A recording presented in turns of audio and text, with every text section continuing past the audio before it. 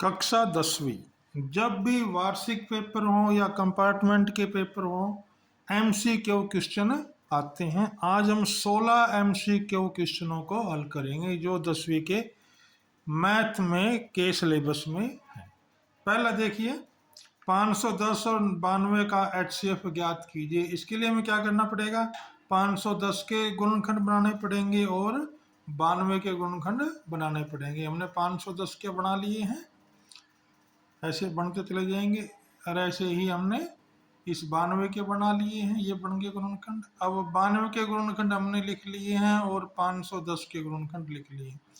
जो इनमें कॉमन है, मिलता, यानी ये दो मिलता है दोनों में, बाकी कोई गुणनखंड नहीं मिलता।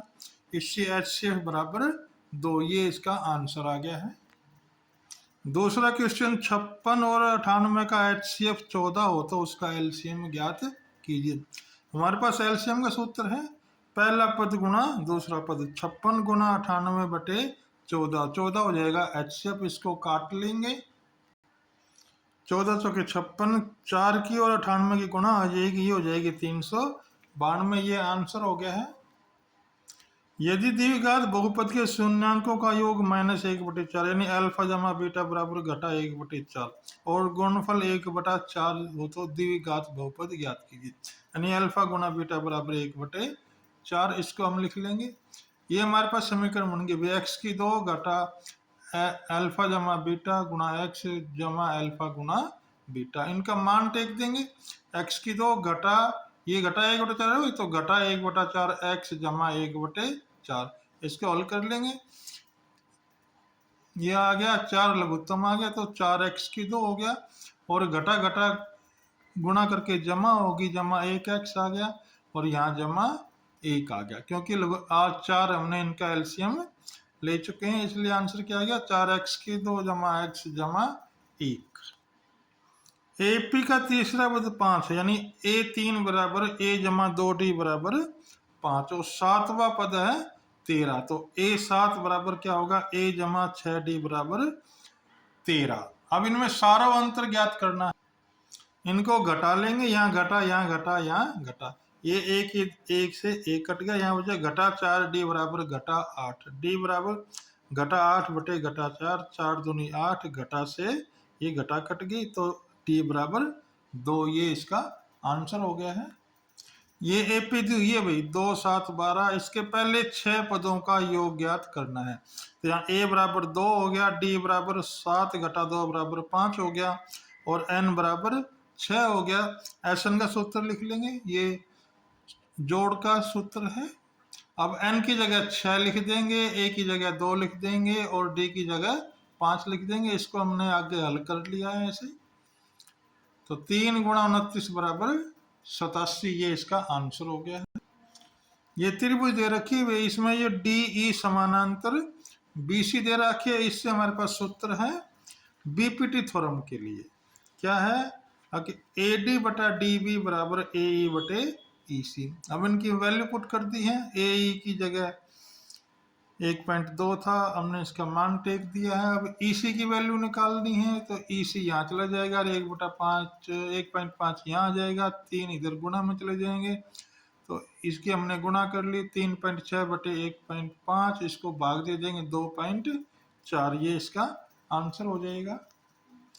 वर्त तथा उसका स्पर्श रेखा के उभयनिष्ठ बिंदु को स्पर्श बिंदु कहते हैं। भाई क्या कहते हैं, स्पर्श बिंदु, ये इसका आंसर हो गया है। आइए अगला देखते हैं। एक्स अक्ष पर वह बिंदु जो 2 घटा 5 और 2 घटा 2,9 से समदूरस्थ हो, इसका मतलब ये बिंदु P है, इससे बराबर होना चाहिए और B से भी बराबर होना चाहिए। हमने इसके निर्देशक मान लिए हैं x, 0, क्योंकि इसमें y 0 होगी। अब हमने इसका AP बराबर BP, क्योंकि ये समदूरस्थ है, इसलिए हमने इसका सूत्र लिख दिया, दूरी का सूत्र लगा दिया, यहाँ भी दूरी का सूत्र लगा दिया है।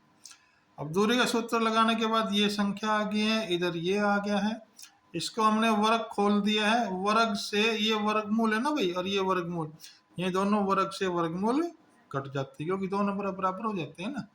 तो अब ये आ गया भाई x की 2 घटा 4x जमा 4 बराबर 25, x की 2 जमा 4x जमा 4 बराबर जमा 81। अब इन x को इधर उठा कर ले आएंगे तो हम ये लेंगे भाई इधर से, तो x की 2 घटा 4x घटा x की 2 घटा 4x बराबर 4 जमा 81 घटा 4 घटा 25। x की 2 से x की 2 कट जाएगा, यहाँ घटा 8x बच के भी, और यहाँ 81 में 4 जुड़ जाएंगे, फिर 4 घटा देंगे, फिर 25 घटा देंगे, यहाँ 56 बच जाएगा। x बराबर 56 बटे घटा 8 काट लेंगे, 8 सते 56 घटा 7, यानी क्या घटा 7,0, ये आंसर हो जाएगा। भाई बिंदुओं के बीच की दूरी ज्ञात करनी है, दूरी का सूत्र लगा देंगे, x2 घटा x1 जमा y2 घटा y1 का स्क्वायर, और इसका भी स्क्वायर। हमने वैल्यू पुट दी 4 घटा 2, 4 घटा 2 और 1 घटा 3, ये लिख दिया हमने। इसको आगे हल कर लेंगे, आ गया 2 की पावर 2 जमा घटा 2 की पावर 2, और इसके ऊपर ये आ जाएगा वर्गमूल का निशान। ये वर्गमूल 2 दूनी 4 जमा 4, यानी 4 और 4 8 हो गया, वर्गमूल 8। वर्गमूल 8 को लिख सकते हैं 2 वर्गमूल 2। इसमें भी बराबर किसका, हमने इसका मान टेकना है। tan 45 का मान होता है 1, तो 1 घटा 1 नीचे 1 जमा 1, 1 घटा 1 बराबर 0 बटे 2, 0 बटे 2, यानी 0 बटे 2 होता है 0, 1 जमा 1 बराबर 2। आइए अगला देखते हैं। साइन 45 जमा कोस 45 का मान ज्ञात करना है। साइन 45 का मान होता है वर्गमूल 1 बटा वर्गमूल 2, कोस 45 का भी होता है जमा 1 बटा वर्गमूल 2, इनका लघुत्तम ले लिया, वर्गमूल 2 आ गया, 1 जमा 1 2, 2 को लिख सकते हैं वर्गमूल 2 गुणा वर्गमूल 2, वर्गमूल 2 से वर्गमूल 2 कट गया, तो क्या आ गया वर्गमूल 2, इसका आंसर हो गया। साइन ब्रैकेट a जमा b बराबर साइन a जमा साइन b, ये भी a और b कोण होते हैं, इसलिए ये आंसर असत्य है, तो हमने इसका क्या लिख दिया, असत्य कर दिया। r त्रिज्या वाले वर्त के उस त्रिज्या खंड का क्षेत्रफल लिखो जिसका कोण p है, तो ये तो हो ही नहीं सकता, ना ये हो सकता ना ये हो सकता, क्योंकि यहाँ r है, यहाँ भी r है, यहाँ 180 है, यहाँ पे है 720, p गुणा 2 पाई r की 2, इसको हम हल कर लेंगे। ये आ गया भाई p बटे 360 पाई r स्क्वायर, ये हमारा फार्मूला है, इसलिए इसका डी भाग सही होगा। 4 सेंटीमीटर त्रिज्या वाले एक वर्त के त्रिज्या खंड का क्षेत्रफल ज्ञात कीजिए जिसका कोण 30 डिग्री है और पाई बराबर 3.14, तो r बराबर 4 दे रखा है, थीटा बराबर 30 डिग्री दे रखे हैं।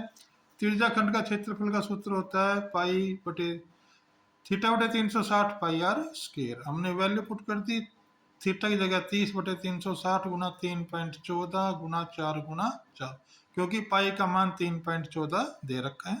अब हमने इसको फिर दोबारा लिख लिया, दशमलव हटा दिया है।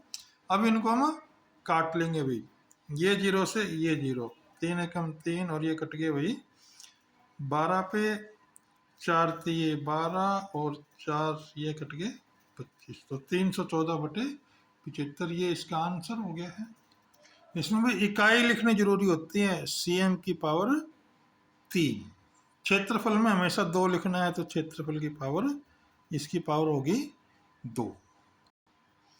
घनाभ जिसकी लंबाई चौड़ाई और ऊंचाई 10, 6 और 4 सेंटीमीटर, आयतन ज्ञात कीजिए। आयतन का सूत्र होता है L गुणा B गुणा H, हमने वैल्यू पुट कर दी, 10 गुणा 6 गुणा 4 बराबर 240 सेंटीमीटर की पावर 3। ये घात ध्यान रखनी है इसकी पावर का, क्योंकि कई बार पावर 2 भी आ जाती है, जैसे ये ऑप्शन दिए होते हैं ना भी, जैसे यहाँ इसमें 3 दे रखा है, कईयों में 2 बार भी दे देते हैं, बाकी 240 की पावर 2। माध्यक निकालना है भी, तो ये संख्या दे रखे हैं, पहले इनको क्रम वाइज लिखना है, सबसे पहले छोटी, फिर उसके बाद उससे बड़ी, फिर बड़ी और अंत में सबसे बड़ी, ये हमने लिख लिया है। माध्यक का मतलब है बीच वाली संख्या, यानी ये 2 इधर छोड़ दी, 2 इधर छोड़ दी, ये बच गई 27, तो हमारा क्या हो गया, माध्यक बराबर 27, ये आंसर हो गया। इस प्रकार ये 16 क्वेश्चन पूरे हुए। आपको समझ में आ गई हो तो वीडियो लाइक करें, सब्सक्राइब करें। ये एनुअल पेपर या सितंबर पेपर में आ सकती हैं।